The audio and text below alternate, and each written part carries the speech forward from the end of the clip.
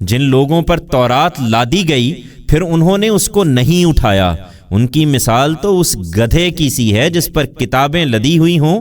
کیا ہی بری مثال ہے اس قوم کی جس نے اللہ کی آیتوں کو جھٹلا دیا ہے۔ یہ ظالم ہیں، اور ایسے ظالم لوگوں کو اللہ ہدایت نہیں دیا کرتا۔ ان سے کہو، اے لوگو جو یہودی بن گئے ہو، اگر تمہارا گمان ہے کہ دوسروں کے مقابل میں تم ہی اللہ کے محبوب ہو تو موت کی تمنا کرو اگر تم سچے ہو، لیکن یہ اپنے ان اعمال کی وجہ سے جو آگے بھیج چکے ہیں اس کی ہرگز کبھی تمنا نہ کریں گے۔ اللہ ان ظالموں سے خوب واقف ہے۔